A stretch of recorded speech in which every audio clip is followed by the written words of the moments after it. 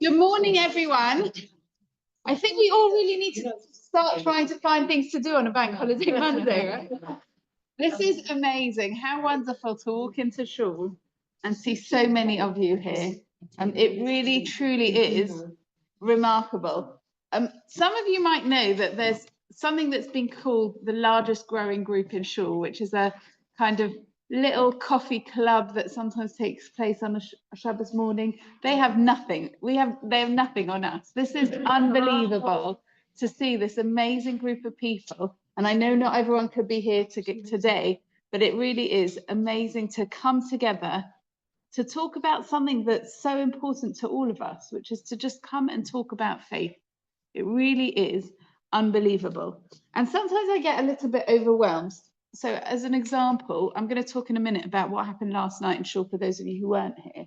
But life can be very busy, and I sometimes think to myself, oh gosh, am I going to have time to prepare? What am I going to bring to the class? What are we going to discuss? And then Hashem hands me on a silver platter some amazing inspiration. And most of that is really the letters that you've been writing into me.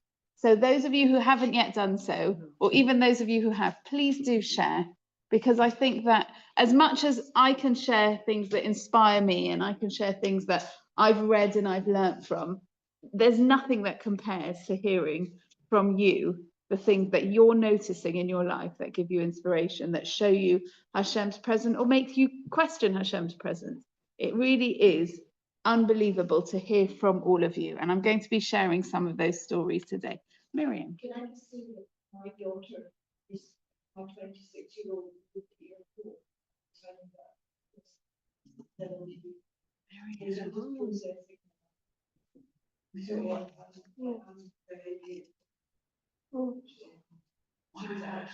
She was in the airport.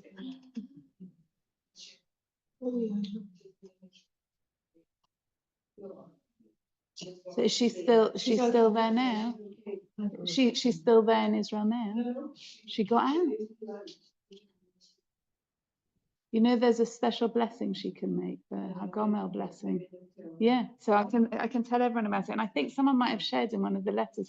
There's a blessing called the blessing of Hagomel that you can come and say when there's a minyan. It's very, very powerful when something like that happens, that you're in a life-threatening situation and you were saved. It's an amazing, powerful blessing, and actually the whole community responds to that blessing. So whether she wants to come on one of the weekday services, I believe it's said when the Torah is taken out, so on Monday or Thursday. Miriam's nodding, is that right? Or Shabbat? Is it normally when? I think it's normally during an Aliyah, but maybe not. Can you do it anytime? Okay. Okay, but it's a really powerful blessing to say in the presence of a minyan, and the whole community responds to it. So it's unbelievable to hear. And we all know people were in the airport, but to have someone here whose daughter was there. There by the grace of God go I. Of course. I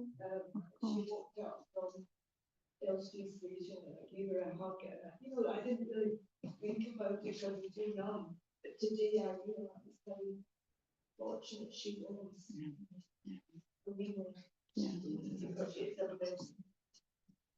We really, you know, when we say there, but for the grace of God go I. Wow, Baruch Hashem, really. Thank you, Miriam. What a way to start. Wow, wow. So our learning today is in the merit of Reb Nehemiah Eliezer ben Tzvi Meyer, who's Eleanor and Naomi's father, it's the Shloshim, so it's 30 days since his passing. What's been very special for me is, obviously I know you two amazing women, but I didn't know your father. And through hearing a little bit about him, but actually through seeing also, we have a United Synagogue comms group. So they shared the press release from the Jewish News. And I actually want to read it out, because I think that everyone has special family members, but there's something truly unbelievable about, you know, we can say an ordinary man, but an extraordinary man, and what he did. So I'm just going to share with you.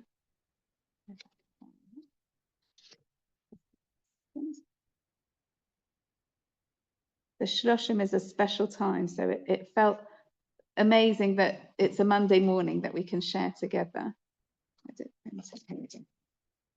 Ambulance hero Norman is mourned. Norman Rosenbaum, a retired surgeon who donated ambulances for Israel's emergency service, helped to save tens of thousands of lives, has died aged 90, writes Annabelle Sinclair. A long-standing member of Cockfosters and N Southgate Synagogue, Rosenbaum crowdfunded, guess how many ambulances? I know you know. 16 ambulances. 16. I mean, I think my family, I shared this, we donated an ambucycle, I think, in my grandparents' honour. And I know that was a feat to raise the money for 16 ambulances for Magen David Adom, the UK, raising hundreds of thousands of pounds and mobilising a dedicated donor base in North London. Figures in 2019 revealed that 12 of those vehicles alone had responded to 75,000 emergency incidences. One ambulance funded by Jewish News and Cockfoster Synagogue in 2010 attended over 10,000 calls. MDA UK now estimates that the vehicles donated thanks to Rosenbaum's efforts have helped save about 132,000 lives. It's amazing. In 2021, Rosenbaum was appointed honorary manager of Magen David Adom in Israel. So we're talking about when he was 86, maybe. Yeah. It's just unreal, right? So he now takes on a new role and vice president of its UK branch. That same year, he and his wife Eve dedicated their most recent vehicle at Sopwell House in Hertfordshire, named in honour of Prince William. MDA UK Chief Executive Daniel Burgess said Rosenbaum was an exceptional individual who taught me personally so much about chesed and tzedakah. He added, it was an honour to see him win the Jewish News Award all those years back and then hand it over to the next generation. Norman is the absolute essence of a mensch and will be sorely missed by everyone that knew him. It's just amazing to think how we say an ordinary person, but obviously an extraordinary person. When did he start? When he was 70. When he was 70. Yeah. So anyone who's around that age in the community, if you think that now's the time to take it easy, right? 16 ambulances between the age of 70 and 90. It's just not bad. And he wanted to carry on. I'm sure. Yes. I'm sure, and they'll keep going in his legacy. But what an amazing lesson for all of us, how every person can make a difference. And obviously an ambulance, you're talking about saving thousands of lives, the ripple effects. And that leads me on to an amazing email that I read this morning, or that I received this morning. Well, it came late last night, but I received it this morning. I'm not going to read the whole thing, but to share with you. And it's going to connect with that a few of us from this group had the privilege of hearing Eli Sharabi speak last week. And it is something that will stay with me forever. When you stand in the presence of, or when you sit in the presence of greatness, and it wasn't even anything, what he said was heart-wrenching and amazing at the same time. But just to be in the presence of someone like that, it will stay forever. It really will. So I wrote this email a couple of weeks ago. I was going to send it next week, as I knew this week would be focusing on Eli Sharabi. However, when I was reflecting on Eli's talk, some thoughts linked to some of the ideas in this email, so I added them in. It's a fairly long email. I love that you say sorry. It's wonderful. So I won't be offended at all if you want to read it after the session tomorrow. So I am going to read it. I'm going to skip a little part, which is when her daughter wrote something about it, but it's long, but it's so, so powerful. Dear Jacqueline, since our recent sessions, I found myself thinking about little anecdotes that reflect some of the ideas we've discussed. One story in particular has stayed with me since it happened last year. It began with a vivid dream, one of those dreams that lingers, leaving you feel unsettled throughout the day. It came during a difficult week, one of those emotional dips where low mood spirals into self-doubt. Am I doing enough? Being enough as a mother, a wife, a friend, a Jew? Is my life meaningful, or am I wasting precious time not appreciating what I have? In the dream, I was trying to drive through a closed shortcut, ignoring a barrier. An old lady with a walking stick and heavy shopping bags stood watching me. I felt ashamed. There I was, seeking the easy route while she struggled on foot.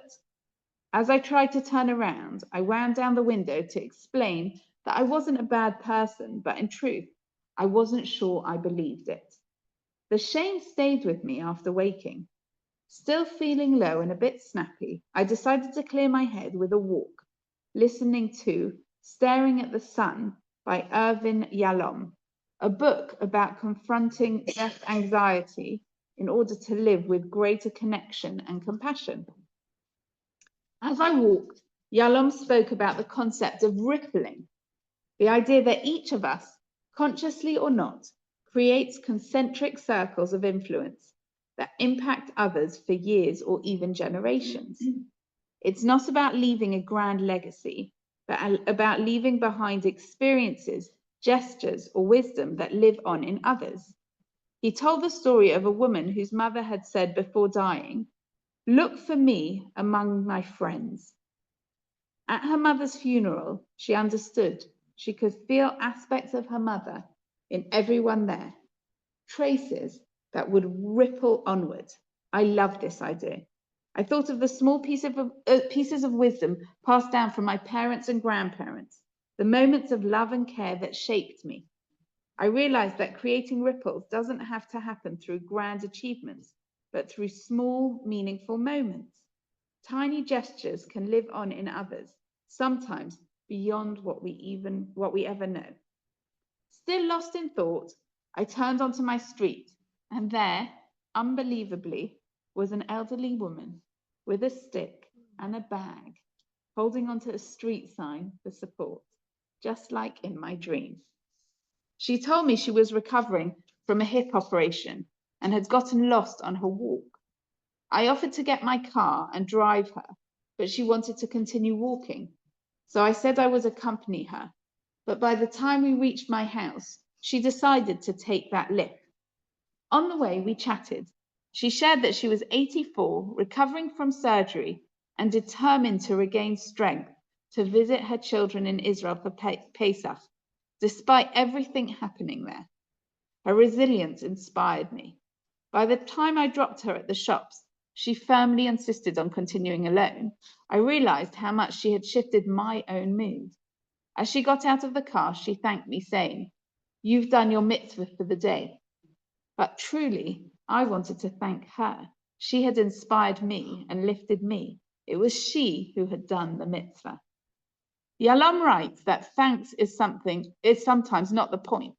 The truly effective message is, I have taken some part of you into me, and it has changed or enriched me, and I shall pass it on to others. That's exactly what happened. This encounter reminded me that small acts of connection can change our entire emotional outlook. It lifted me out of negativity and reminded me that however small our gestures, they matter. They ripple outwards, and perhaps that is enough. Whether the dream, the book, and the encounter were coincidences or something more, the alignment felt meaningful. It reminded me that perhaps sometimes God speaks to us in that quiet voice, even in mundane moments when we least expect it. Those who weren't here last week, we spoke about this quiet voice that we can hear inside ourselves if we're quiet enough to listen to it. I saw this idea again in something my daughter wrote recently. Her story, Hope is Real, carried the line. Sometimes we can't control how things end, but just maybe we get to choose what we leave behind. A quote that may be inspired by Grey's Anatomy. The sentiment of this story felt deeply connected to everything I had been reflecting on and the ideas of rippling. I'm not going to read her story, but it's beautiful, really powerful. Another small memory came into mind too, of my grandma, of when she was very unwell. Towards the end of her illness, a friend called, offering to bring bagels. Grandma, who could barely eat, accepted. I was thrilled she wanted food.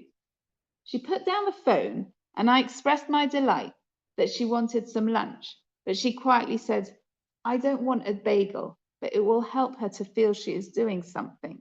And she had asked me so many times if she can bring some bagels, so let her bring them. That moment stayed with me. Sometimes allowing someone to give is itself a gift. I'm going to read that again. Sometimes allowing someone to give is itself a gift. In Jewish thought, the giver often receives more than the receiver. Saying yes to an offer to help can be a mitzvah too. Just like when I met the lady, she helped me just by giving me an opportunity to help. These anecdotes are rather mundane, I disagree, but these small encounters with a stranger, a story, a bagel offered in kindness, all remind me of the ripples we create. The real impact of our lives may not be measured by accolades or visibility, but by the small trails of love, comfort, and resilience we leave behind in others.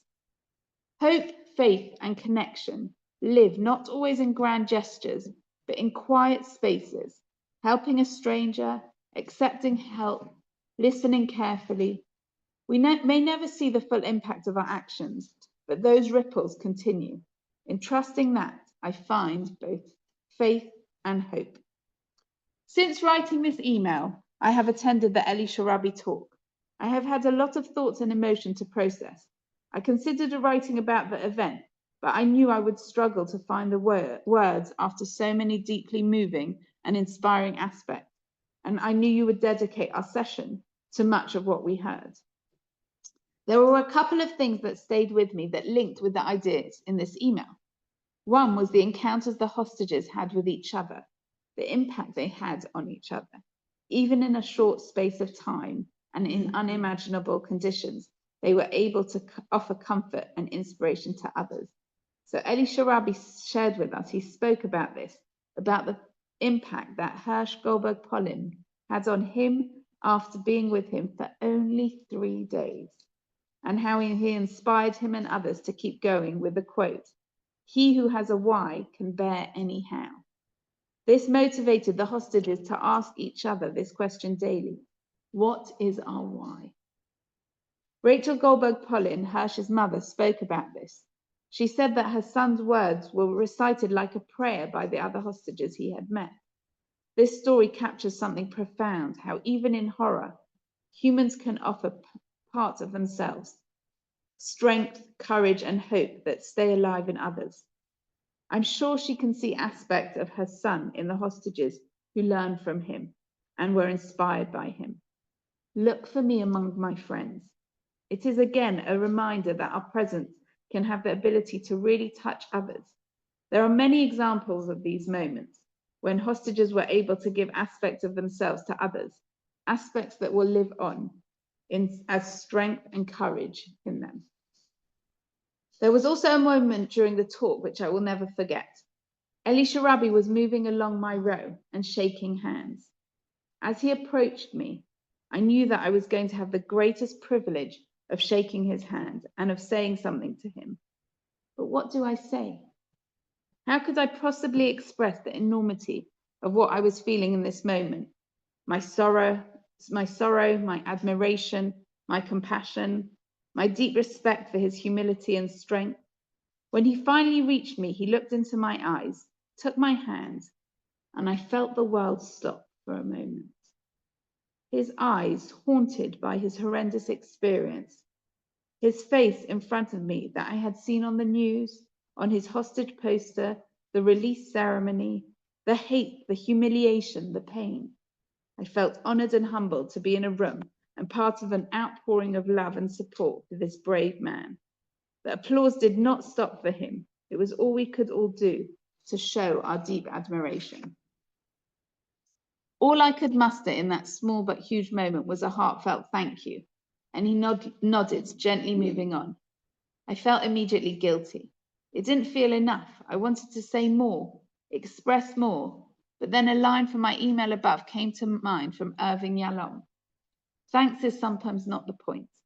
The truly effective message is, I have taken some part of you into me, and it has changed or enriched me, and I shall pass it on to others. And I realized that's exactly what I meant, that thank you, held all of that.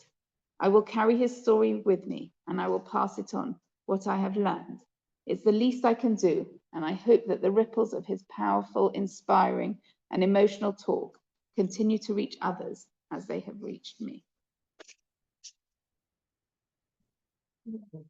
What an email. We have greatness in our group.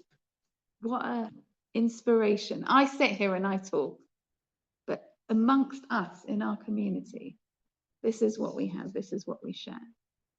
I'm going to be going in June to a Rebbetzens conference in Strasbourg for European Rebbetzens, and the people who are organising it, I'm close to, and I said to them, if they wanted, I'd love to be able to share with them how starting a series about Emunah has brought out the most incredible beauty within our community. It's just amazing if we keep looking out for it. Another email that was sent to me was someone who's not here this week, but hopefully she is going to be back. I hope all is well. We haven't totally disappeared, just away for a while. We are at the end of an incredibly interesting trip to Japan and about to head to Shanghai for a week with our newest granddaughter.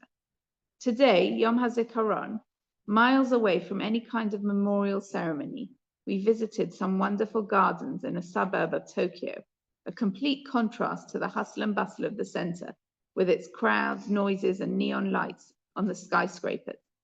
The peace and tranquility of the gardens, with their bright flowers, trees, and lakes with typical Japanese bridges, was just breathtaking to see and experience. It reminded me that there is beauty in this world amongst all the horrors that we are witnessing daily. And although the gardens were designed by man, the plants and trees were put there by Hashem. A true thank you, Hashem moment. So these are the most magnificent pictures. So when are we doing our trip to Japan, everyone? Shul trip to Japan then? We'll raise it at the event, our next event.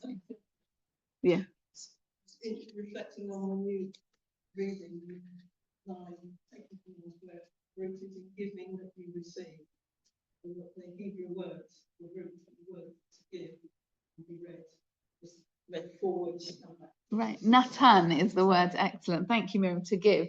And Natan, it's what's that thing when palindrome? Thank you, like Hannah, right? You read it forwards and backwards. Nun ta nun. So when you read it one way and you read it backwards, and that's exactly that. When you give to someone, you receive. And I'm thinking we've got our Bushy Give backers front row here, and I know many of you.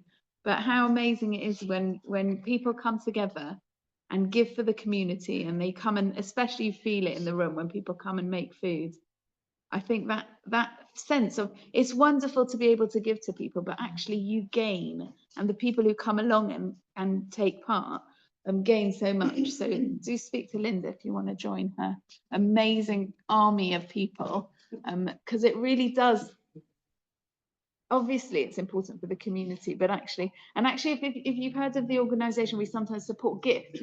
That's one of the motivations behind it. Of course, it's important. They're trying to help people, but actually, even more than that, they're trying to teach us to be givers, because when you give, it helps you so much. So whatever way we volunteer, it just gives us, and everyone can do something in their own small way, but it really is very powerful.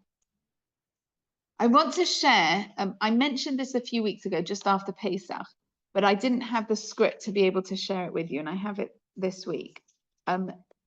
So as I shared with you, that one of the young mothers in the community, she has a 12-year-old, I think, and a, let's say, 7 or 8-year-old. She was doing Seder at their house, and they had some, if those of you who are here will remember, they had some relatives coming who might not necessarily appreciate the Seder. And while the kids were still playing, she read out this introduction to everyone. I want to share it with you because I think it gives us so much faith in the future generations. We heard about this amazing Norman between 70 and 90, what he did in his life, and so much more before that as well.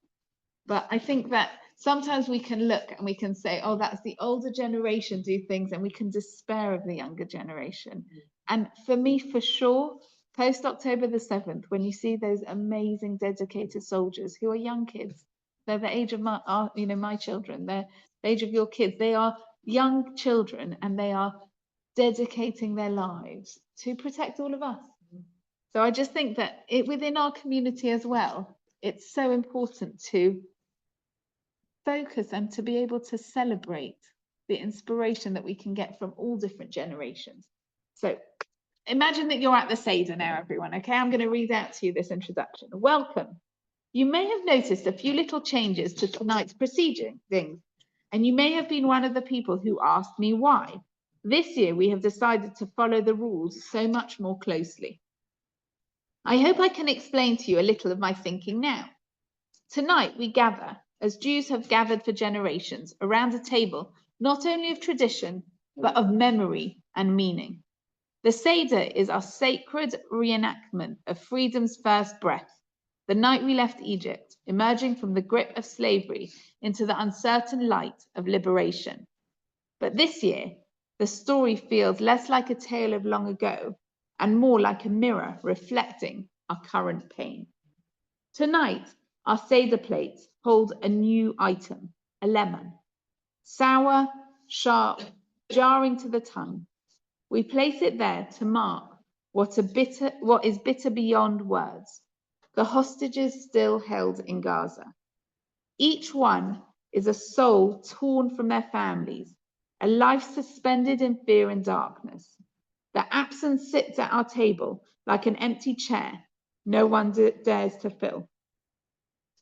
Beside the plate sits yellow flowers, unopened and out of water. They are delicate, beautiful, and slowly withering.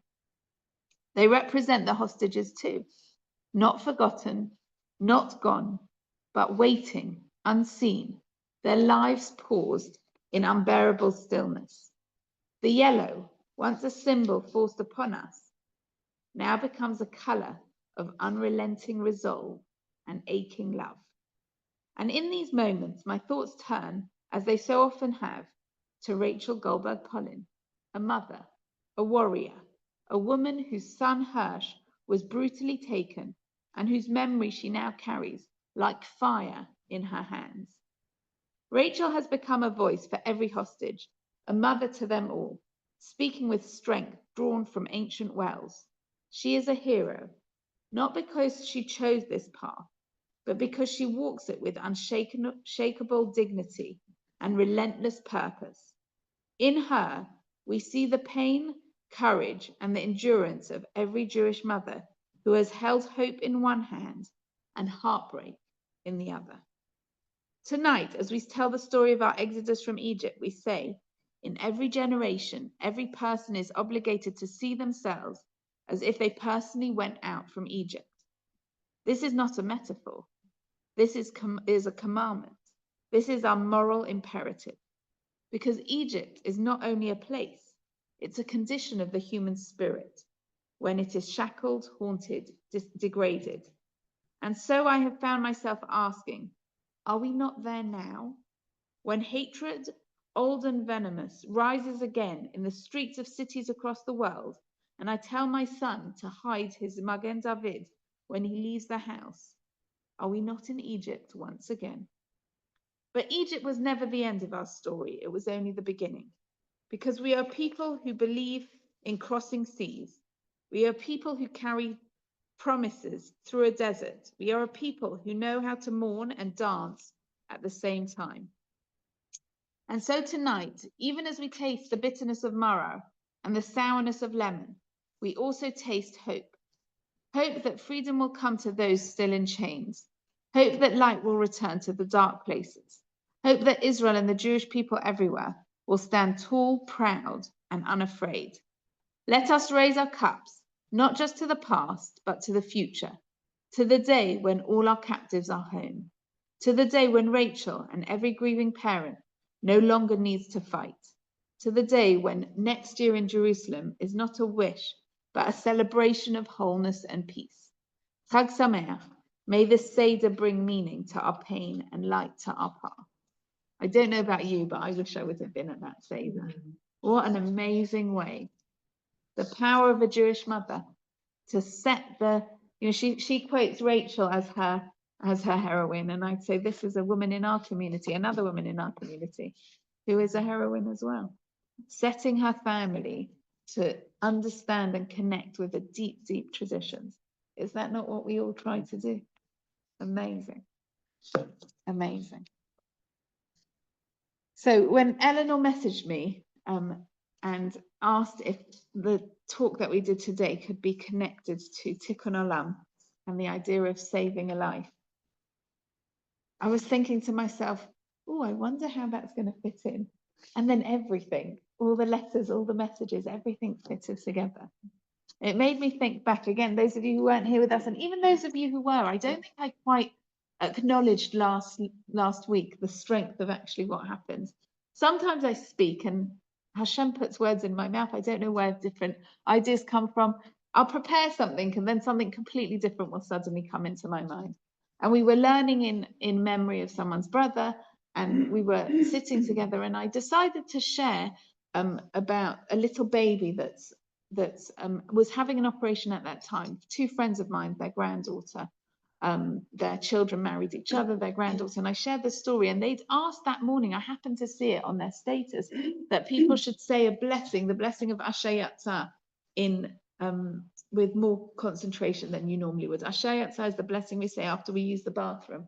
And the reason they'd chosen that blessing is because that's the blessing that talks about the body working properly. And this baby was having a really serious operation on her heart. So that was the blessing, that the things that are open need to close and the things that are closed need to open, and everything should just, all the pipes in the heart should work properly. That's the blessing that they chose. I was talking about it and sharing with a group. And then the person who'd sponsored the learning for in the memory of her brother said that was a blessing her brother spoke about. And I spoke to her a little bit afterwards because it suddenly hit me, like, why did I suddenly decide to share? Okay, to share that our learning should be in a merit for this baby while she was having an operation. It was obviously on my mind. But then I didn't say, like, please pray for her. I decided to share about that blessing. And the person who was connected with that blessing, the reason he was connected to it is he thought it was really funny that you make a bracha when you go to the toilet. Like, there is some kind of, like, funny humor attached to it. It wasn't like coming from, like, he wasn't a deeply spiritual necessarily person or really connected to it. But there was, how amazing that the learning in his honor was connected to the bracha that he spoke about and he felt connected to so many years later. It really struck me, and it was one of those moments where I was like, I'm talking about faith all the time, and on these Monday mornings, but I need to open my eyes and see it myself. Like, why did I say that? Why did I talk about Asher Yatzah? Hashem wanted me to talk about it, and it offered both of us a lot of comfort. And I say the same today. Thinking about Tikkun Olam, thinking about the idea of saving lives, I'm thinking, well, what's the connection of that with faith? And then I get this amazing email about ripples, and about Tikkun Olam is really about every one of us was put in this world, and we can have an impact, and we never know where that impact will end. And those of you who didn't know Norman Rosenbaum now do. And every one of us is going to go and do something today because we've been inspired by a 90-year-old man who raised money for 16 ambulances. It's unbelievable. And that's what ripple effects are. And that's what this idea of carrying someone, even when they're gone, all of us have that, right? We all have the people that we love and lost. We continue to carry their ripples. They're inside of us. And I think that was, to me, when I realized that after I lost my mum, when I realized that she's inside of me, it gave me so much comfort, because it wasn't about, do I remember what she looked like? It wasn't about, did she appear to me in a dream? It wasn't about that.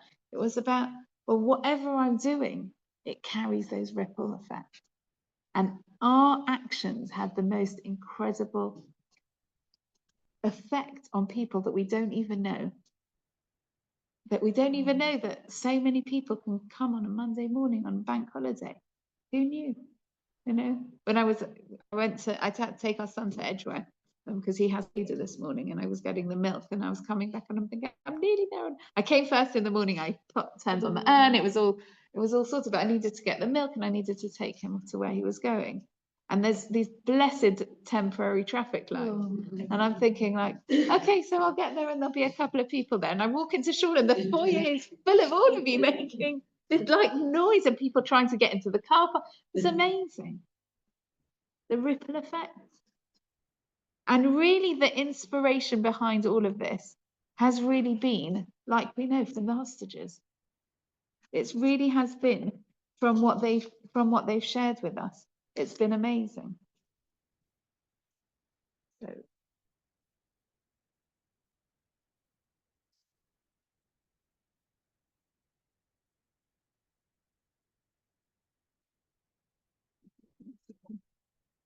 Too many pieces of paper.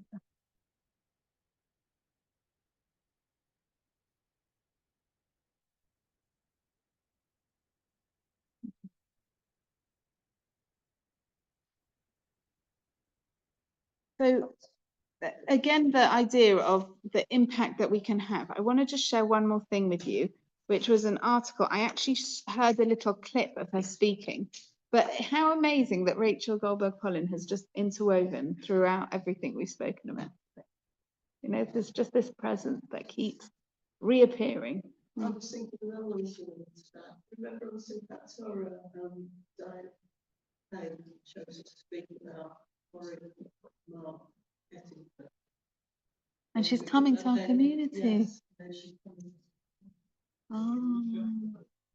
Yeah, please do all come this coming Shabbat. We have some unbelievable Shabbat, and she's coming on Sunday morning, but unbelievable speakers from Israel. We all need to. We've got Jen Ailey, who lost her son, Binyamin, is one of the soldiers that we lost, and it's just amazing to see what she's doing in her son's memory. And then on Sunday as well, like you said, we've got Rabbi Doron Perez as well. These are all people who've lost for our people, and yet they're sharing inspiration with us. So really, yeah, the flyer on the way out shows you who they. Yeah, but it's unreal how blessed we are to have these people visiting us. So please do come visit. So I just going to share with you a little bit about this. Was so a couple of days ago, I think Rachel Goldberg-Pollen addressed. I'll read to you the article. With President Isaac Herzog, Foreign Minister Gideon Sa'ar, and US Ambassador Mike Huckabee in attendance, the mother of murdered hostage Hersh Goldberg-Pollen told foreign diplomats on Thursday that they have the ability to secure the release of the remaining hostages in Gaza. The reason I'm sharing this with you is Rachel shared so many powerful things, but when we're thinking about the idea of saving a life, and we're thinking about the idea of the impact, tikkun olam, the impact that every person, if you're in a situation, you can have an amazing impact on. This is the article from this week that literally that's the message she shared. It is absolutely doable as long as people with power decide it is an interest and an equity for them, Rachel Goldberg-Pollen said in an emotional address at Herzog's annual Independence Day reception for the Foreign Diplomats Corps in Israel. Don't let anyone tell you otherwise. I'm going to skip the politics part. I'm a regular person, Goldberg-Pollen continued, but I know that every single one of you here has the ability to help make this happen. You were not put here by chance. Oh no. It may be that the only reason you do it is because it is righteous, it is holy, and it may be the singular most godly thing you do in your lives. And one day, she said, when you are called home to meet your maker, you will be able to say that you did the right thing. You helped save these divinely kissed souls who are languishing in Gaza at this very moment. That message of when you are called home to meet your maker, you will be able to say that you did the right thing. Isn't that something that can inspire all of us? For the hostages, for everything that we do when we're called back home, but to say that we did the right thing. Just before, I'm going to share a little bit about we already heard from the email about Eli Shrabi, but I wanted to still share a little bit from his talk. But before I do, I just want to tell you what happened last night. So many of you know, and you might have been around on Shabbat to meet the Sofer who's writing the Sefer Torah. There was a real build-up. We had the Cheder children on Sunday morning. We had the Bar Mitzvah club. It felt like a really special occasion. But I was not expecting to be hit by so much emotion when I walked into the room, full of everyone coming together to see the beginning of writing this Sefer Torah. If you weren't here, I can't explain to you the magic in the room, the atmosphere in the room. But as the Sofer had explained it, it's like writing with black fire on white fire. You could feel that. And he had a blank piece of paper in front of him. And in an hour and a half, a bit longer than that, he wrote about 3 lines, I think, letter by letter by letter.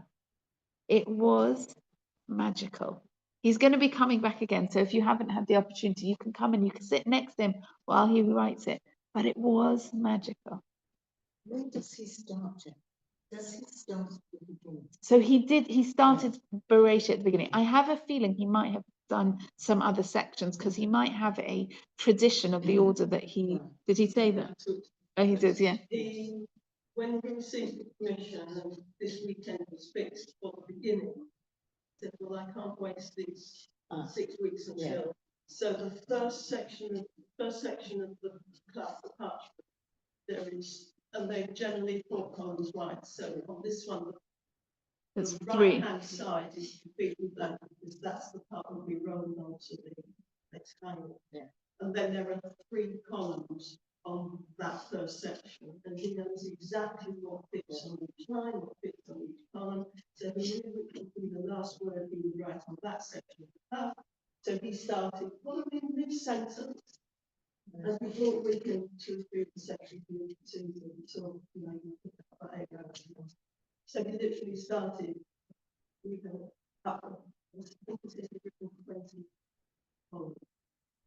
But you sat there watching him write the words Bereshit, Bara, and it's like watching our Torah come alive, right? The people who were here, it was just magical. But what makes it so much more magical for me is that the Sefer Torah was left as a legacy by a man called Kenneth Olswag, who I never met. He never met the rabbi. He didn't come to Shul. Nicole knew him well. But he wasn't someone who was a religious man. He wasn't someone who was involved in the community. But he wanted to write a Torah. He was never blessed to have his own children. And this is his legacy. To me, that was what was in the room with us. The fact that someone was so connected to their soul, and we don't understand why or how. Judith and Charles Barnett, who were befriended him through community care, and really he became part of their family. They were going through his things, and he has Siddurim that he used. So even though he didn't come to Shul, he used these things. But to know the story of this Torah, we are going to have the most beautiful Torah in our community. The Sofer, when he spoke on Shabbat, he was talking about the rabbis that he's written Torahs for. Now, I have to explain to you, my rabbi growing up was Diane Aaron Troy. He was a really, really big rabbi. Many of you will know of him or heard of him. His rabbi, the person who is the greatest, who was the greatest rabbi in the world, Rebbe Yashiv, this Sofer has written his Torah.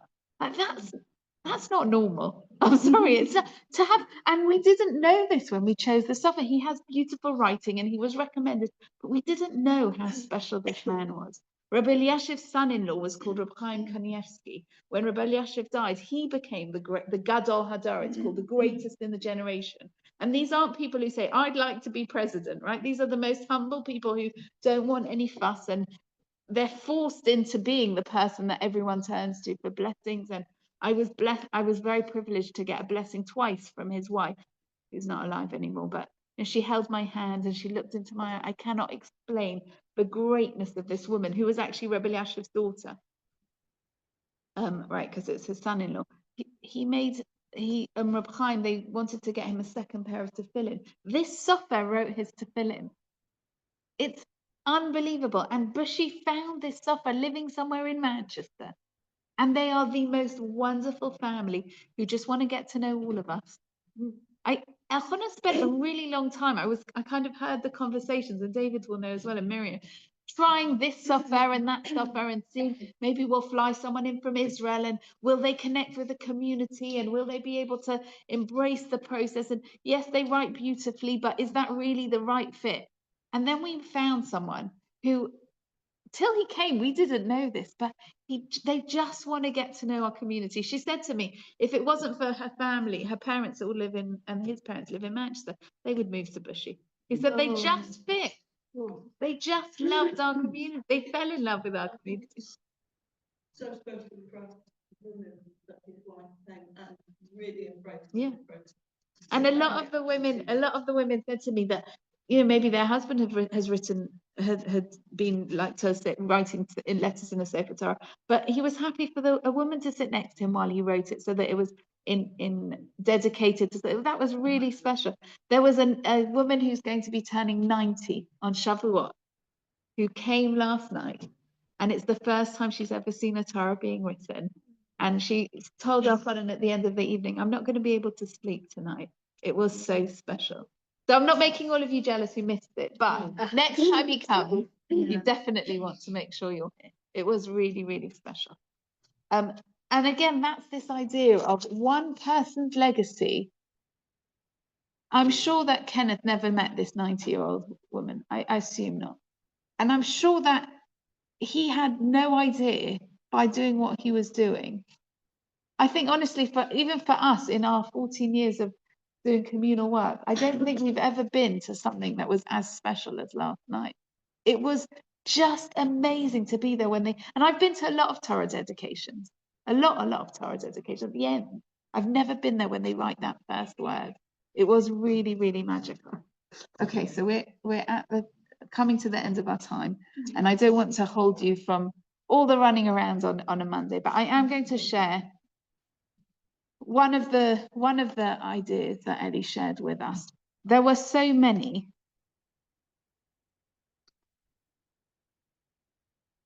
And I think what we'll do is we'll talk a bit more about it next time, but I want to just focus in a bit more on what was shared in the letter about this idea of Hirsch, Goldberg, Pollen sharing with them. You know, when you have a why, you can survive anyhow. So Ellie did share with us some of the horrors of, you know, I mean, unbelievably, he said that the starvation was more than anything else. You know, I mean, he was kicked and shackled and terrible physical pain, but yet the starvation was all consuming. The only thing they thought about was when the next meal would come. But I think what was amazing to hear was through the struggle, then, you know, it did. I mean, they came out looking like Holocaust survivors. It did remind me so much of their stories from the Holocaust. But people could sink into becoming animals or rise into becoming humans. And so many of the stories that they shared, I think they went through some really challenging times between them, even when they were staying with groups of people. But you saw how the spark of godliness just came out from them. How people who are in the most horrendous situations can choose to support each other. And, you know, he spoke about how they talked through some of the challenges they were going through, how they can help each other. But for me to think about 3 days, so let's think about the last 3 days, right? Friday, Shabbat, Sunday. How many people did we come in contact with? Hundreds? Hundreds. Yeah. How many people did we speak to? Maybe not hundreds, but a good tens. Tens. What impact did we have on them? Did we use our words to say kind things? Did we use our actions to build people? 3 days. They had just 3 days with Hash, and the impact he left on them is forever. So much so that one of the hostages had tattooed the saying, I think, from what Hash said to him. I'm not saying tattoos is something that we believe in, but that how he felt so connected by what this young kid this young kid shared. And I think that's how I would like to end today. Like I said, we will speak more about some of the other messages that he shared. We will speak more about them. But the ripple effect, the tikkun olam, thinking about Rachel saying, when you meet your maker, and none of us know when that will be. Please God, at 120, right? But when each of us meet our maker, are we going to be able to say we did our best? When we leave here today, or actually even as we talk amongst ourselves today, can we share something that will lift the other person? And actually through that natan, through that giving, it's going to lift us. Because every time we can do something for someone else, it helps us. And through this idea of having our why, of knowing that we make a difference, right? Nobody would have forgiven, nobody would have blamed a 70-year-old man who worked really, really hard from saying, right, now it's time to just enjoy. I've done giving. This was someone who dedicated his career, helped so many people, I'm sure did so much. It's okay. Now's the time to enjoy, right? You've given so much. Now's the time to enjoy. We have amongst our group someone who just celebrated a very special birthday. Very easily, she could have said, right, I'm done. Someone else can set up last night. Straight after, she's back, setting up, making sure, doing, right? It's amazing. She's very young, so she has more energy than me. But how amazing to just keep doing. Because when you have a why, you can do anything, right? We can all do anything. So for all of us to think about how we can have an impact on every person who we come in contact with. And please God, we can use that in the zechus of, in the merit of Nehemiah Eliezer ben Tzvi Meyer. This week, we're going to really think about that as we interact with everyone that we come in contact with. And please God, looking forward to seeing you all next week. If you'd like to sponsor, please do be in touch. It's very special to be able to do our learning in memory of someone, to celebrate something. Always happy. Thank you, everyone.